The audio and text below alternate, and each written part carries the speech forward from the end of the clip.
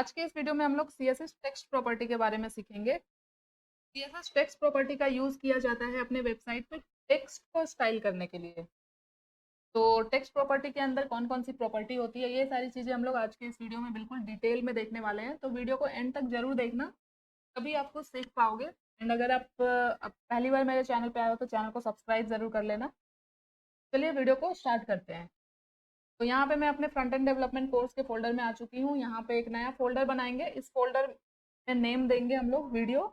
ये हमारा 18 वीडियो होने वाला है, तो वीडियो 18 दिया मैंने नाम। इस फोल्डर को ओपन कर लेते हैं, राइट क्लिक करके ओपन विथ कोड करते हैं।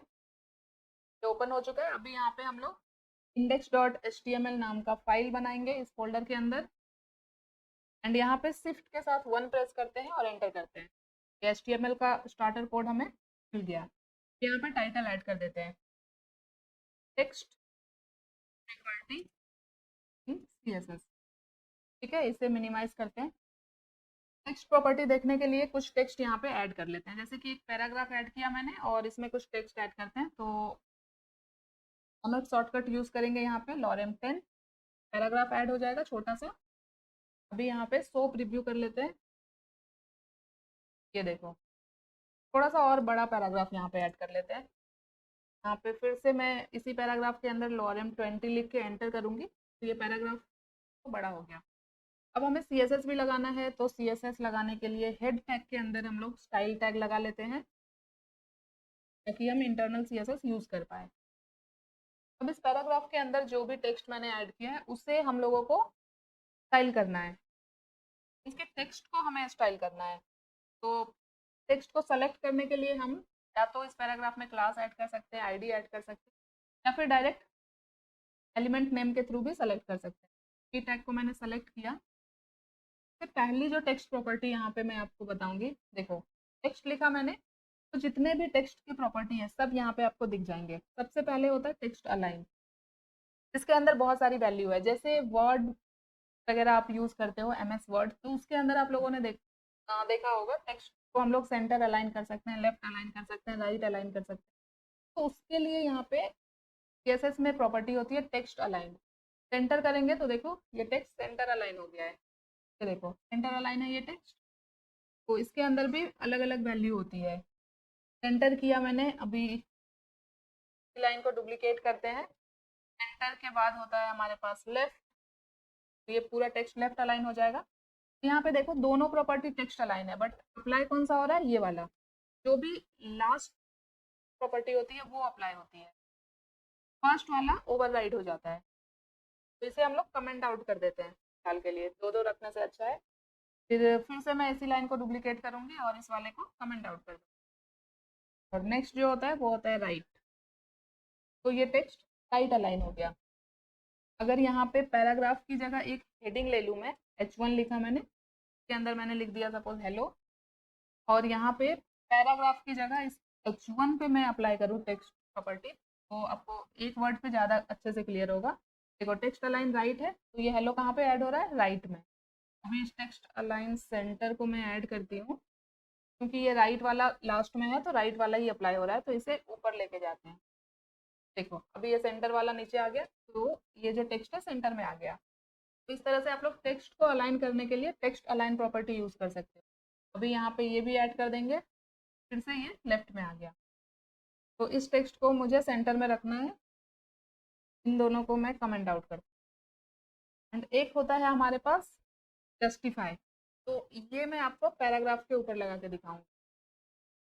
में करते हैं टेक्स्ट अलाइन। ये देखो जस्टिफाई में क्या होता है, लेफ्ट और राइट में इक्वल स्पेस छोड़ता है, ये होता है जस्टिफाई। तो हम लोगों ने लास्ट के वीडियो में कलर प्रॉपर्टी के बारे में पढ़ा था। तो टेक्स्ट में अगर हमें कलर ऐड करना है तो हम लोग सिर्फ कलर प्रॉपर्टी का यूज करते हैं। तो इस पैराग्राफ के टेक्स्ट को मुझे ब्लू करना है। देखो पैराग्राफ का टेक्स्ट ब्लू हो गया है। ये भी टेक्स्ट प्रॉपर्टी होता है, बट यहाँ पे हम लोग टेक्स्ट कलर नहीं लिखते, सिर्फ कलर प्रॉपर्टी का यूज करते हैं हम लोग टेक्स्ट के कलर को चेंज करने के लिए। एंड अभी यहाँ पे एक प्रॉपर्टी होती है टेक्स्ट अलाइन लास्ट। ये क्या करता है, जो लास्ट वाला लाइन होगा, जैसे इस पैराग्राफ का जो लास्ट लाइन होगा सिर्फ उससे अलाइन करेगा। यहाँ पे भी हम लोग जैसे अभी ये लेफ्ट में है, बाय डिफॉल्ट लेफ्ट में होता है सारा टेक्स्ट। अभी मैं यहाँ पे ऐड करूंगी राइट। देखो लास्ट वाला जो लाइन है वो राइट में अलाइन हो गया, ये वाला लाइन। बाय डिफॉल्ट लेफ्ट होता है किसी भी टेक्स्ट का अलाइनमेंट HTML में। इसे हम लोग चेंज कर सकते हैं टेक्स्ट अलाइन प्रॉपर्टी का यूज करके। अभी इसे सेंटर करेंगे तो लास्ट वाला लाइन सेंटर अलाइन हो जाएगा। तो ये हो गया टेक्स्ट अलाइन लास्ट। अगर किसी पैराग्राफ के सिर्फ लास्ट लाइन को हमें अलाइन करना है तो हम लोग टेक्स्ट अलाइन लास्ट वाली प्रॉपर्टी यूज करते हैं। ठीक है। अब इसके बाद हम लोग देखते हैं एक प्रॉपर्टी जो कि बहुत इंपॉर्टेंट है, इसका बहुत ज्यादा हम लोग यूज भी करने वाले हैं। तो इस प्रॉपर्टी का नाम है टेक्स्ट डेकोरेशन। अब यहाँ पे इस टेक्स्ट डेकोरेशन को अगर मैं हेडिंग के ऊपर ऐड करूँ तो ज्यादा अच्छा रहेगा। तो एक काम करते हैं, ये जो हेलो लिखा है ना टेक्स्ट, मैंने इसे H1 के अंदर लिया है, तो यहाँ पे H1 के अंदर इस प्रॉपर्टी को हम लोग देखते हैं। पैराग्राफ पे भी कर सकते हैं बट यहाँ सिंगल वर्ड पे हमें ज़्यादा अच्छा से ये दिखेगा। ठीक है। तो टेक्स्ट डेकोरेशन प्रॉपर्टी क्या होता है, इसके अंदर कुछ वैल्यूज होती है। सबसे पहले यहाँ पे होता है अंडरलाइन। किसी टेक्स्ट पे अगर आपको अंडरलाइन ऐड करना है तो टेक्स्ट डेकोरेशन प्रॉपर्टी का यूज करके हम लोग अंडरलाइन ऐड कर सकते हैं। अभी इसके अंदर कुछ और भी वैल्यू होती है, जैसे कि होता है एक ओवरलाइन। अंडरलाइन से लाइन क्या होता है, टेक्स्ट के नीचे ऐड होता है। ओवरलाइन से लाइन टेक्स्ट के ऊपर ऐड होता है। तो अंडरलाइन हो गया, ओवरलाइन हो गया। यहाँ पे एक और वैल्यू होती है लाइन थ्रू। ये क्या करता है, टेक्स्ट के बीच पे इस तरह से लाइन ऐड करता है। ठीक है। तो ये होती है टेक्स्ट डेकोरेशन प्रॉपर्टी और इसका हम लोग बहुत ज़्यादा यूज भी करते हैं। जिसके अंदर एक और वैल्यू यूज होती है टेक्स्ट डेकोरेशन नन। अगर कोई भी लाइन हमें ऐड नहीं करना है टेक्स्ट पे, उस टाइम पे हम लोग टेक्स्ट डेकोरेशन नन करते हैं। अब इस प्रॉपर्टी का यूज आप लोग बहुत ज्यादा करने वाले हो आगे जब आप वेबसाइट बनाओगे, टेक्स्ट डेकोरेशन नन का। तो इसके लिए मैं आपको दिखाती हूँ कि हम लोग कहाँ पे यूज करने वाले हैं। आते हैं HTML में, और हम लोगों ने एंकर टैग के बारे में पढ़ा था जिसके अंदर हम लोग क्या करते थे, लिंक ऐड करते थे। सपोज यहाँ पे मैंने इसके अंदर लिखा है अबाउट अस। ठीक है। तो एंकर टैग के अंदर हम जो भी ऐड करते हैं उसमें बाय डिफॉल्ट एक अंडरलाइन एडेड होती है। तो जब हम इस तरह से टेक्स्ट ऐड करते हैं एंकर टैग के अंदर, यहाँ पे BR टैग ऐड कर देती हूँ मैं, नीचे आ जाएगा ये। देखो 3 एंकर टैग मैंने लगाया, तीनों में देखो अंडरलाइन आ रहा है। आप ये टेक्स्ट चेंज भी कर सकते हो। तो जब हम लोग एंकर टैग का यूज करके कोई भी कंटेंट ऐड करते हैं तो उसमें एक अंडरलाइन होती है। तो हम लोग चाहते हैं ये अंडरलाइन ना रहे। अब हम लोग यहाँ पे क्या कर सकते हैं, एंकर टैग को CSS में सेलेक्ट किया मैंने, एंड यहाँ पे हम लोग इस लाइन को हटाने के लिए टेक्स्ट डेकोरेशन प्रॉपर्टी का यूज करेंगे और इसके अंदर वैल्यू देंगे नन। तो देखो जितने भी एंकर टैग थे सबके नीचे से अंडरलाइन चला गया है। तो इस टेक्स्ट डेकोरेशन नन प्रॉपर्टी को हम लोग आगे बहुत ज़्यादा यूज करने वाले हैं। तो ये हमें यहाँ पे पता चल गया क्या होता है और क्या काम करता है। एंड यहाँ पे टेक्स्ट डेकोरेशन प्रॉपर्टी को हम लोग टेक्स्ट डेकोरेशन लाइन भी लिख सकते हैं, टेक्स्ट डेकोरेशन लाइन। एंड इसके अंदर भी सेम वैल्यू होती है, देखो line through, none, overline, underline. यहाँ पे मैं अगर अंडरलाइन ऐड करूँ तो फिर से इन सारे टेक्स्ट के ऊपर अंडरलाइन ऐड हो रहा है। ठीक है। तो दोनों एक ही प्रॉपर्टी होती है, टेक्स्ट डेकोरेशन या फिर टेक्स्ट डेकोरेशन लाइन, दोनों एक ही काम करता है और दोनों के अंदर सेम ही वैल्यू होती है। अभी आते हैं यहाँ पे हेडिंग में, H1 में, और टेक्स्ट डेकोरेशन यहाँ पे अंडरलाइन कर देते हैं अभी।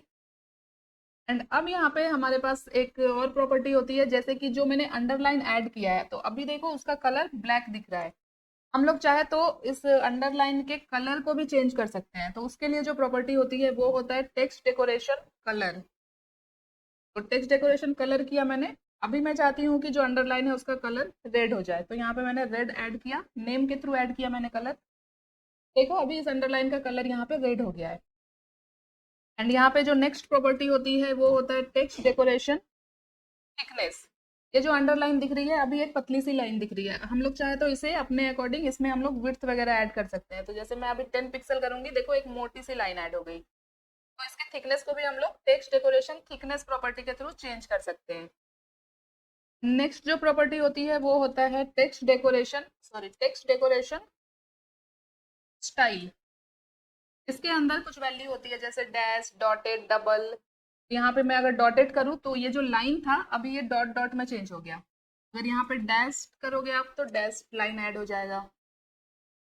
इसके अंदर एक और भी वैल्यू होती है वेवी। ये देखो, अगर वेव लाइन आपको ऐड करना है, अगर मैं यहाँ पे इस प्रॉपर्टी को पैराग्राफ के अंदर ऐड करूँ, यहाँ पे पहले मुझे यहाँ पे टेक्स्ट डेकोरेशन अंडरलाइन करना पड़ेगा। ओके, तो ये देखो, इस पैराग्राफ के नीचे अंडरलाइन ऐड हुआ है बिल्कुल वेव के फॉर्म में। तो टेक्स्ट डेकोरेशन स्टाइल का यूज करके हम लोग जो अंडरलाइन है उसके स्टाइल को चेंज कर सकते हैं, डॉटेड या फिर डैश या फिर वेवी, इस तरह से। तो मैं कमेंट आउट कर देती हूँ एंड यहाँ पे हम लोग अभी के लिए डॉटेड रख लेते हैं। एंड इन सबको मिला के ना एक सॉर्ट एंड प्रॉपर्टी भी होती है जो कि होता है सिर्फ text decoration. Text decoration property add किया मैंने। अब यहाँ पे मुझे के पहले मैं इन सारे प्रॉपर्टी को यहाँ पे कमेंट आउट कर देती हूँ, ठीक है। अब टेक्स्ट डेकोरेशन में मैंने ऐड किया अंडरलाइन। अब अंडरलाइन कैसा होना चाहिए, तो यहाँ पे ऐड कर देते हैं डॉटेड। देखो यहीं पे चेंज हो जा रहा है सब कुछ। एंड इसकी विड्थ कितनी होगी, यहाँ पे जैसे मैंने दे दिया 8 पिक्सल। इसकी थिकनेस जो हमने ऐड किया था टेक्स्ट डेकोरेशन थिकनेस, ये यहाँ पे आ गया। एंड टेक्स्ट डेकोरेशन कलर, तो फिर से यहाँ पे मैं ऐड कर देती हूँ कलर रेड। तो एक ही प्रॉपर्टी के अंदर हम लोग इन सारे प्रॉपर्टी को ऐड कर सकते हैं, तो इसको हम लोग शॉर्ट हैंड प्रॉपर्टी बोलते हैं। ये क्लियर हो गया आप लोगों को। तो सीएसएस के अंदर बहुत सारी टेक्स्ट प्रॉपर्टी होती है, बट इस वीडियो में हम लोग उतना ही देखेंगे जितना हमें जरूरत होता है। और मोस्टली हम सारे इंपॉर्टेंट देख चुके हैं यहाँ पे, text align, text decoration none, ये बहुत इंपॉर्टेंट है जिसका हम लोग बहुत ज़्यादा यूज़ करते हैं। इसके अलावा कुछ और प्रॉपर्टी होती है, जैसे कि यहाँ पे होता है टेक्स्ट ट्रांसफॉर्म। टेक्स्ट ट्रांसफॉर्म क्या होता है, जैसे कि जो आपने टेक्स्ट ऐड किया है उसे लोअर केस में चेंज करना है अपर केस में। अगर मैं यहाँ पे अपर केस सेलेक्ट करूँ तो देखो ये जो हेलो लिखा हुआ था ये अपर केस में आ गया। यहाँ पे अगर मैं लोअर केस कर दूँ तो ये लोअर केस में आ जाएगा। और कैपिटलाइज अगर मैं करूँ यहाँ पे तो फर्स्ट लेटर कैपिटल हो जाएगा, बाकी स्मॉल लेटर होगा। तो ये सब हम यहाँ पे चेंज कर सकते हैं। अगर यहाँ पे 2 वर्ड लिखा होगा, हेलो वर्ल्ड जैसे यहाँ पे लिखा है, तो जितने भी वर्ड होंगे सबका फर्स्ट लेटर कैपिटल हो जाएगा अगर हमने कैपिटलाइज किया है तो। यहाँ पे ये देखो, हेलो का एच कैपिटल हो गया, वर्ल्ड का डब्ल्यू कैपिटल हो गया, बाकी सब स्मॉल लेटर में। ये होता है टेक्स्ट ट्रांसफॉर्म। उसके बाद एक प्रॉपर्टी होता है टेक्स्ट इंडेंट, जो हम लोग मोस्टली पैराग्राफ के अंदर यूज करते हैं। तो यहाँ पे पैराग्राफ के अंदर मैं ऐड करती हूँ इस प्रॉपर्टी को, टेक्स्ट इंडेंट। ये देखो, इसमें क्या होता है, यहाँ पे अभी मैं ऐड करती हूँ पहले 20 पिक्सल। और यहाँ पे टेक्स्ट अलाइन जस्टिफाई किया है मैंने, इसे कमेंट आउट कर देती हूँ। टेक्स्ट अलाइन लास्ट को भी मैं यहाँ पे कमेंट आउट करूंगी।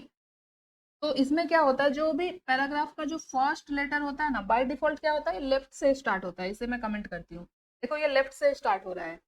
तो टेक्स्ट इंडेंट 20 पिक्सल जो मैंने ऐड किया है, इसका मतलब है कि ये जो फर्स्ट लेटर है ना, फर्स्ट लाइन, 20 पिक्सल का स्पेस यहाँ पे छोड़ के उसके बाद स्टार्ट होगा। इसे आप जितना बढ़ाओगे, देखो 50 पिक्सल किया मैंने तो ये यहाँ से स्टार्ट हो रहा है, मीन्स कि आगे 50 पिक्सल का स्पेस ये छोड़ देगा, सिर्फ फर्स्ट लाइन। ठीक है, तो ये होता है टेक्स्ट इंडेंट। इस तरह के पैराग्राफ आप लोगों ने देखे होंगे, मोस्टली पेपर वगैरह में, न्यूज़पेपर में आप देखना इस तरह से स्टार्ट होता है। तो ये होता है टेक्स्ट इंडेंट प्रॉपर्टी की वजह से। उसके बाद हमारे पास टेक्स्ट, कुछ और टेक्स्ट प्रॉपर्टी है, जैसे कि वर्ड स्पेसिंग। ये सारी चीज़ें आप लोगों ने माइक्रोसॉफ्ट वर्ड वगैरह में भी देखा होगा। अगर हमें वर्ड के बीच में स्पेस डालना है, जैसे मैं यहाँ पे 5 पिक्सल कर दूँ, तो जितने भी वर्ड है इस पैराग्राफ के अंदर सबके बीच में 5 पिक्सल का डिस्टेंस आ जाएगा। यहाँ पे मैं 10 पिक्सल करूँ तो देखो ज़्यादा डिस्टेंस आपको देखने मिल रहा है। तो ये होता है वर्ड स्पेसिंग के थ्रू। वैसे ही एक होता है लेटर स्पेसिंग, वर्ड के बीच में स्पेस ऐड करना है तो वर्ड स्पेसिंग का यूज होता है। लेटर के बीच में स्पेस ऐड करना है तो लेटर स्पेसिंग का यूज होता है। लेटर स्पेसिंग मैंने 4 पिक्सल किया, तो जैसे यहाँ पे जैसे लोरेम लिखा हुआ है, तो एल के बाद 4 पिक्सल, फिर ओ के बाद 4 पिक्सल, इसके जितने भी लेटर है सबके बीच में 4 पिक्सल का डिस्टेंस आएगा। ये होता है लेटर स्पेसिंग। वर्ड स्पेसिंग कब यूज होता है, जब 2 वर्ड के बीच में मुझे गैप देना है, जैसे कि हेलो वर्ल्ड है तो हेलो और वर्ल्ड के बीच में गैप चाहिए तो वर्ड स्पेसिंग। और लेटर स्पेसिंग क्या होगा, H E L L O, सबके बीच में स्पेस आएगा। अभी एक होता है यहाँ पे लाइन हाइट। ये सारे इंपॉर्टेंट टेक्स्ट प्रॉपर्टी है जो मैं अभी आपको यहाँ पे बता रही हूँ।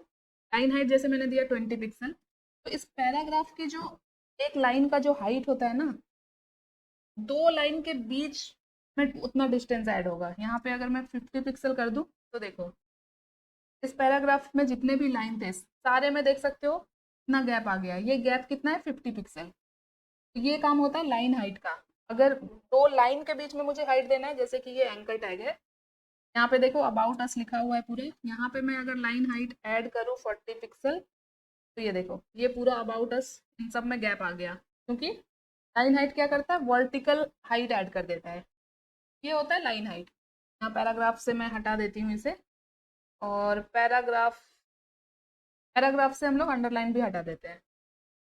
अभी यहाँ पे एक और टेक्स्ट प्रॉपर्टी होता है जो कि होता है वाइट स्पेस। ये क्या करता है? इसके अंदर कुछ वैल्यू होती है, जैसे कि रैप, नो रैप। तो बाय डिफॉल्ट जो वैल्यू होती है वो होता है रैप। जैसे अभी क्या हो रहा है? ये पैराग्राफ फर्स्ट लाइन में इतना टेक्स्ट आ रहा है, उसके बाद बाकी का टेक्स्ट सेकंड लाइन में आ रहा है, फिर बाकी का टेक्स्ट थर्ड लाइन में आ रहा है। मीन्स कि ये पैराग्राफ रैप हो रहा है। देखो स्क्रीन साइज में इस तरह से बढ़ाऊं तो ऑटोमेटिक ये एडजस्ट हो रहा है पैराग्राफ, है ना? तो बाय डिफॉल्ट इसका वैल्यू रैप ही होता है। इसे हम लोग चेंज कर सकते हैं। यहाँ पे जैसे मैंने नो रैप किया तो अब क्या होगा? जितने भी कंटेंट है पैराग्राफ के अंदर वो एक ही लाइन में ऐड होंगे, तो रैप नहीं होगा। देख सकते हो आप, एक ही लाइन में आ रहा है ये। कभी कभी हम लोगों को ये करना पड़ता है किसी कंडीशन में, तो हम लोग इसका यूज़ करते हैं, बट बहुत ज़्यादा इसका यूज़ नहीं होता है। अभी के लिए मैं इसे कमेंट आउट करती हूँ। उसके बाद एक और बहुत इंपॉर्टेंट प्रॉपर्टी होती है टेक्स्ट के अंदर, जो कि होता है, ये मैं हेडिंग यहाँ पे H1 के ऊपर अप्लाई कर रही हूँ। ये होता है टेक्स्ट शैडो। अगर टेक्स्ट में आपको कोई शैडो ऐड करना है तो फिर हम लोग टेक्स्ट शैडो का यूज़ करते हैं। अब टेक्स्ट शैडो ऐड करने के लिए ना हमें कुछ वैल्यूज ऐड करने पड़ते हैं। जैसे कि अभी मैं यहाँ पे ऐड करती हूँ 3 पिक्सल, उसके बाद फिर से ऐड करती हूँ 3 पिक्सल, एंड फिर ऐड करती हूँ 5 पिक्सल, एंड उसके बाद एक कलर ऐड करती हूँ रेड। तो देखो टेक्स्ट के ऊपर एक रेड कलर का शैडो ऐड हो गया है। तो यहाँ पे जो मैंने वैल्यू ऐड की है इसका क्या मतलब होता है ये मैं आपको एक बार बताती हूँ। फर्स्ट जो 3 पिक्सल है ये होता है एक्स कोऑर्डिनेट का वैल्यू, सेकेंड वैल्यू होता है वाई कोऑर्डिनेट का, और थर्ड जो वैल्यू होता है ये होता है ओपेसिटी। मीन्स कि हम जो शैडो ऐड कर रहे हैं वो कितना ब्लर होगा, कितना डार्क होगा, ये थर्ड वाली वैल्यू से डिफाइंड होता है। उसके बाद हम लोग जो शैडो ऐड कर रहे हैं उसका कलर क्या होगा। जैसे कि यहाँ पे अभी मैं कर दूँ येलो, तो येलो कलर का शैडो ऐड हो रहा है। एक्स एक्सिस से मैं इसकी वैल्यू को कम कर देती हूँ, वाई एक्सिस से भी 2 पिक्सल कर दिया, और इसकी जो ओपेसिटी है इसे भी 2 पिक्सल कर देते हैं। तो देखो एक शैडो यहाँ पे ऐड हो रहा है। तो इस तरह से हम लोग टेक्स्ट शैडो का यूज करके किसी भी टेक्स्ट पे शैडो अप्लाई कर सकते हैं। तो ये सारी टेक्स्ट प्रॉपर्टी जो मैंने इस वीडियो में आपको बताई, ये सारे इंपॉर्टेंट प्रॉपर्टी है जिसका हम लोग यूज करते हैं कहीं ना कहीं। इसके अलावा भी बहुत सारी टेक्स्ट प्रॉपर्टी होती है जो हम लोग जब हमें रिक्वायरमेंट होगी हम लोग खुद ब खुद सीख लेंगे। ठीक है, पहले आप जितने भी प्रॉपर्टीज वीडियो में आपने देखे उसे आप लोग खुद से प्रैक्टिस करो, और इतना काफ़ी है आप लोगों के लिए। तो आई थिंक कि मैंने सारे इंपॉर्टेंट प्रॉपर्टी आपको यहाँ पे बता दिए हैं। कौन सी प्रॉपर्टी का क्या काम होता है, कौन सी प्रॉपर्टी किस लिए यूज होती है, टेक्स्ट डेकोरेशन नन क्यों यूज किया जाता है, ये आप लोग याद रखना। और ये पूरा कोड मैं आपको दे दूंगी डिस्क्रिप्शन में, और इसके साथ ही साथ मैं सारे जो भी प्रॉपर्टी मैंने ऐड की है उन सब का छोटा सा डिस्क्रिप्शन भी ऐड कर दूंगी इसके अंदर, तो ये आप लोगों को मिल जाएगा। ठीक है, आई होप ये वीडियो आप लोगों के लिए हेल्पफुल रही होगी और आप लोगों ने कुछ नई चीज़ें सीखी होगी।